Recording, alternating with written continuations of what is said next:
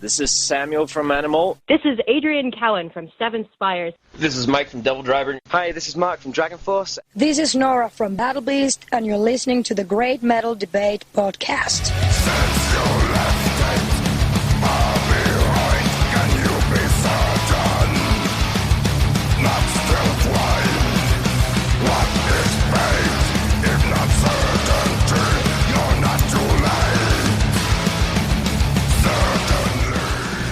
Glad to be joined today by Markus from Omnium Gatherum. Welcome to the Great Metal Debate, sir. Thank you. So we're here in Joliet, Illinois, prior to Omnium Gatherum's performance. It's part of our North American tour along with Eluveitie and Seven Spires. Now, you guys were back here headlining just last year. How did you come to participate in this tour? Well, we did the headline tour as an album release tour a year ago, and we're lucky enough to have to made it because it was the pandemic era, so we were lucky to go through it.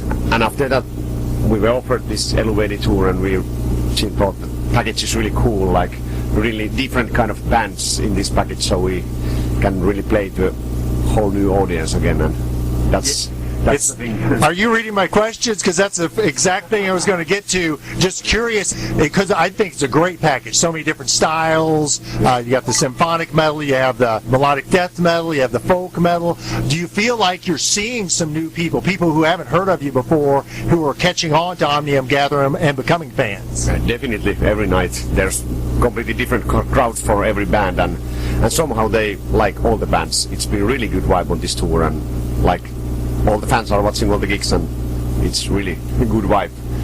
So I'm really sure it's gonna do good things to our audience here in USA. I first got to see you guys back in, I think it was 2015, and I became a fan immediately. One of the things that happened was you was headbanging, I was up near the stage, and we butted heads together, and that just speaks to the energy that you guys bring, and I think we as fans bring. On the current tour, you guys, you're not the headliner, so you have to pare down the set list a little bit. What's the tension there between the old songs and the newer ones? And I'm curious, do you guys ever have lively debates about what to play live? Well, of course, we have 9 albums out already, and now a new single, and now we play 45 minutes as a support band, so it is quite hard. It's even hard to do like a headline set with this kind of back catalog, but somehow it always comes together.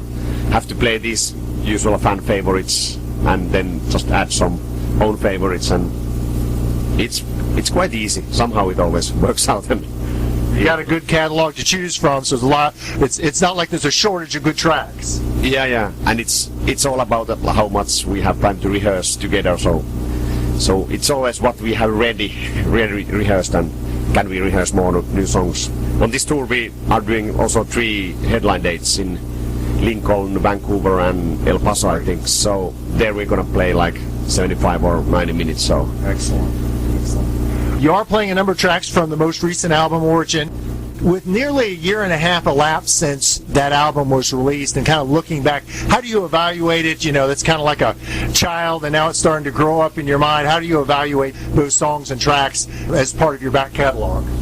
We kind of answered that question with the newest single release that came out last week, The Slasher. I really love Origin, and I'm still happy with the release, but I kind of have the vibe now that it lacked some faster songs, so that's why we did Slasher now, and Slasher is also on the set list. But Origin is more like it's a kind of mid-tempo, lot of clean vocals in Omnium Gatherum world and stuff like that. So, but I still love the album, and it turned out a really good one. It's one of my maybe like top 3 OG releases. I completely agree. Again, it's like you're reading my questions in advance. You've got the EP coming out in June, Slasher. The title track has been released. There's a video. You guys have, as you said, you've been performing that live on this run. Tell us a little bit about that song. You already alluded to the fact that it's a little more up-tempo. Yeah, it's up-tempo song that Origin was lacking, and that's about it. It's a four songs on the EP. That's like 2 newly recorded songs. The main idea was to like introduce our new amazing guitarist Nick Cordell for the people, and he's doing the solo also, Slasher, just to show off, so-called. And then another new song is a cover song, and the other two songs are like old songs, or older songs from the origin sessions, which we kind of like dropped from the album. So it's two new and two 2-year-old songs from the origin sessions. So. And what was the, other than showing Nick off, which I totally understand because he's a talented guitarist, beyond that, what's kind of the mindset behind a band putting out an EP versus just a single or a full album? I guess I'm kind of old school. I like the full album, but I wonder today in this age whether how you put out the songs even matters so much. Well, there's few sides on this extended play release. One is honestly buying some time between the full-length albums, because we wanted to come out of the closet with Nick now somehow. And another thing is like the label wants to do like digital singles nowadays with all the streaming, Spotify and Tidal and stuff. It's really important for the record label and record business, which I'm not the digital guy, I'm also like a vinyl guy. And then there comes the third point. In my view, I love the releases back in the 90s when bands were releasing like EPs on vinyl. So it OG's first album, first EP release is also like, first release we did ever was like Steal the Light EP, so it's coming back now, and I think they're cool mid releases, which will be like a kind of collector items later on. I completely agree, and I'm happy whenever you guys put out any music. I do want to ask you perhaps a little difficult question. You've been sharing Yuko who's been sharing singing duties with Eluveitie, just like Seven Spires has been doing with Adrian, because of the harsh vocalist for Eluveitie having a family emergency. I'm curious, how do you guys approach those sorts of issues when you're out on tour, just the reality that you're halfway around the world from the home and just keeping in contact with loved ones and kind of the plan B if something happens back home? Of course, there's always a lot of like issues that might happen, like this Kriegel from Eluveitie thing happened just like few days before the tour starts, so another option would have been the whole tour being cancelled. So Eluveitie's management asked Jukka and Adrian to do it, and I think they are doing a great job, and that's kind of how the metal community works, always helping each other, and that's the way. And of course you said like being here, like missing your home, that's also always a true fact. That's the hardest part of touring. Like I'm doing 2 tours in a row. So after this Omnium Gatherum tour, I'm straight going to the Insomnium US tour, and so I'm 2 months away from home. That's quite hard, especially after the pandemic when I got to be at home for once. 2 years I started to live like a normal people, waking up at home. But like, I think Steve Lukather from Toto once said like greatly the thing that we musicians, we are not paid about playing our music because it's not our job, it's just like passion, but we are getting paid to be away from home, and I kind of agree with that policy. So do you feel like technology has helped that distance somewhat over the past few years, just the fact that you can text so easily and FaceTime, etc., with people halfway across the world? Yeah, definitely. It's like I cannot imagine how hard touring was like in the 90s before internet and all these easy WhatsApp calls, and I'm like calling every day like to my wife, like a WhatsApp video call, so it makes things a lot easier. That's nice. And I, for one, will say as a fan, we appreciate the sacrifice that you guys make coming all the way out here to play for us. It's because we know that there's some risk and sacrifice involved in that, and it's appreciated. Yeah, thanks. That is the rabbit hole of touring. Exactly. Well, let me lighten the mood with a few quick, less serious questions.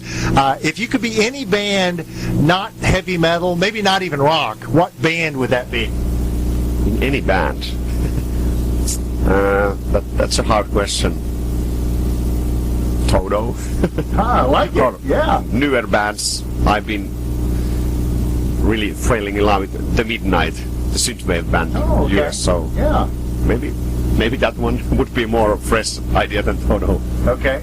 Getting a little sillier here. If you lived in prehistoric times, would you be a hunter or a gatherer? I think Hunter. Hunter, all right. Because I'm always somewhere and I'm active. Yeah, gotcha. And then finally, if you could have any superpower, what would it be? Superpower. Seeing through all people's minds. What they're really thinking always. So. Gotcha. The mental power, that's a good one. So, beginning to wrap up with you, after this tour with Eluveitie is complete, what can we expect from Omnium Gatherum for the remainder of 2023? Of course, we've already alluded to the Slasher EP release. Yeah, we're going to be releasing the next video and single in April, so it's less than a month, and then it's festivals, and the EP comes out in June, and it's festivals a lot in the summertime, and then it's European tour in the fall, so calendar again getting pretty packed, which is a good thing. That's a good. After going through the pandemic, it's definitely a good thing. Yeah, this is why we live and are living for. So, finally, what is the best way for fans to purchase music and merchandise from Omnium Gatherum?